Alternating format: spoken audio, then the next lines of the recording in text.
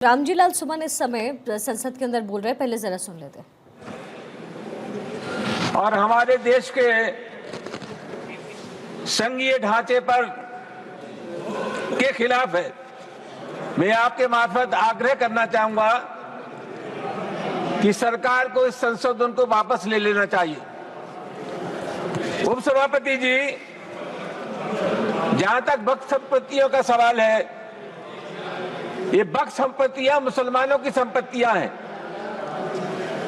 और इस पर नियंत्रण भी मुसलमानों का होना चाहिए। लेकिन अनावश्यक रूप से ऐसे लोगों को इसमें स्थान दिया जा रहा है जिनका इस पर कोई हक नहीं बनता। सभापति जी, हमारे तमाम लायक दोस्तों ने कहा, और ये बात सही भी है, कि विभिन्न वर्गों के और धर्मों के जो धार्मिक स्थल हैं या ट्रस्ट हैं, उनमें उन्हीं वर्गों के लोग होते हैं। लेकिन वक्फ बोर्ड में मुसलमानों के अलावा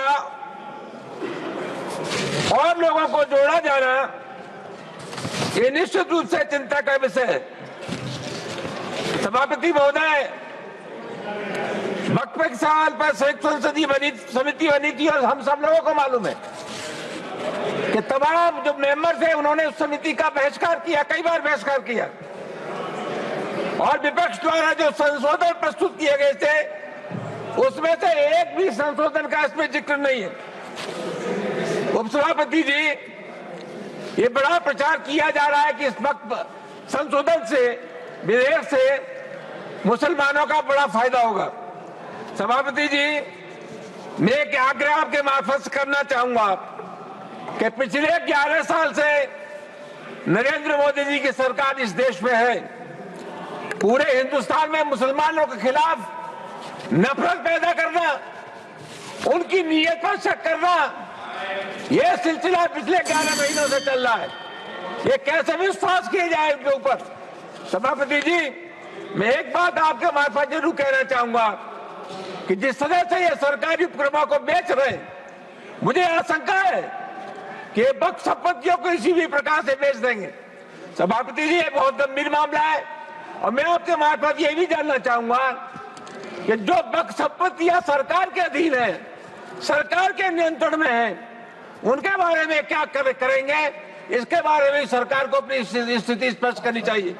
उपसभापति महोदय, निश्चित रूप से इनकी नीयत में खोट है और मैं आपके आग्रह करना चाहूंगा कि कुल मिलाकर के ये मुसलमानों के खिलाफ है और इनसे कोई उम्मीद नहीं की जा सकती कि मुसलमानों के हित में काम करेंगे।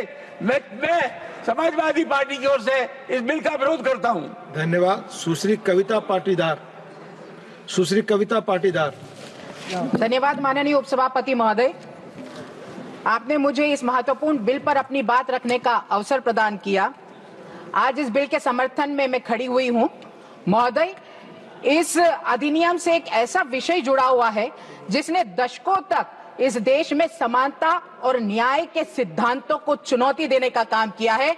लेकिन माननीय प्रधानमंत्री जी के नेतृत्व में इस अधिनियम के द्वारा वक्फ बोर्ड के प्रबंधन में पारदर्शिता, शुचिता और जवाबदारी लाने का साहसपूर्ण कार्य माननीय प्रधानमंत्री जी के अभी रामजी लाल सुमन को हमने सुना। उत्तर प्रदेश की बात हो रही है। उत्तर प्रदेश में जो है मुस्लिम 21 ऐसे लोकसभा सीटें हैं अदिति, जहाँ पे लगभग 30% मुसलमान हैं।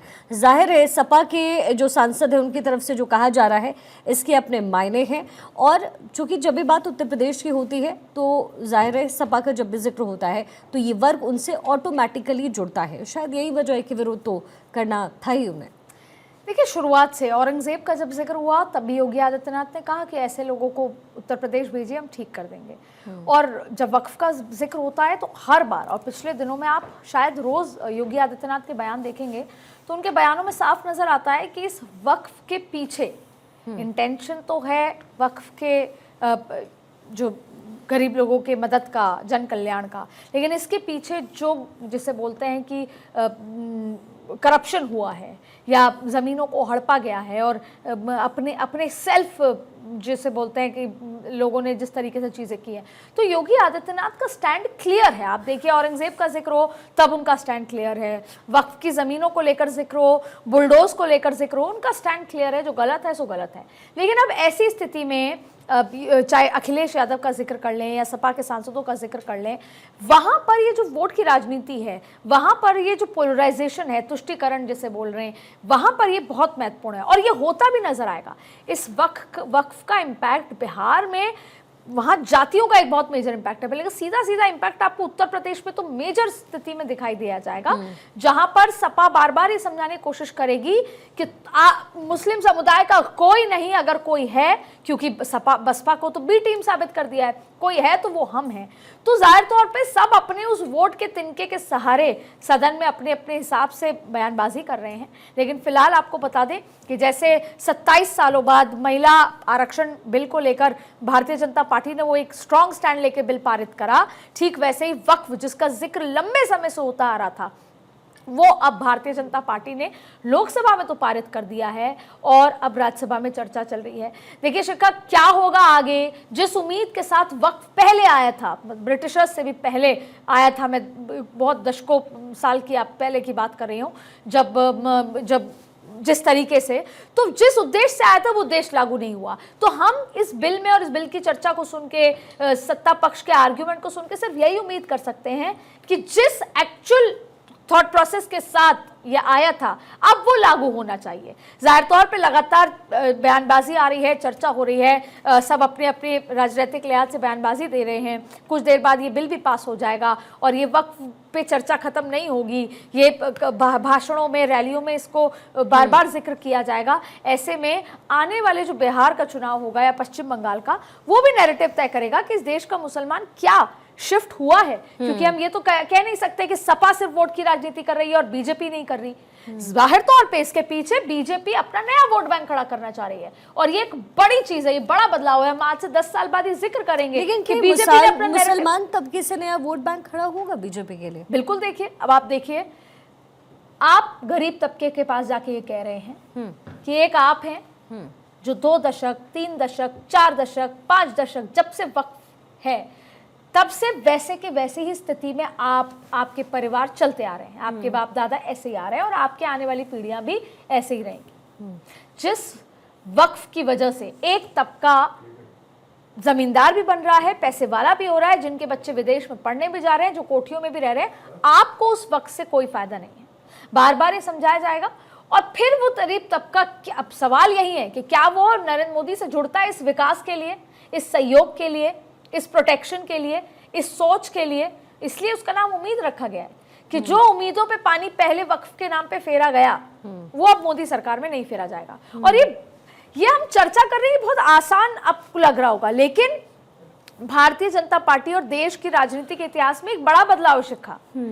केवल हिंदुत्व का वोट लेकर सत्ता में आने वाली पार्टी अब मुस्लिम भाई बहनों के बारे में सोचकर उनके उत्थान की बात कर रही है और उनको यह बता रही है कि आप ही के समाज के लोग आपको ठग रहे हैं और वो हम ठगने नहीं देंगे, अर्थात आपके साथ गलत होने नहीं देंगे। अब आप देखिए शिखा, सड़क पर कभी आप रात को चलती हैं और कोई आपसे पूछ लेता है कि बहन जी सब ठीक है ना, आप कोई आपको मदद की जरूरत नहीं है, आपके मन में एक भाव आता है कि व्यक्ति अच्छा है, आपको सुरक्षित महसूस होता है।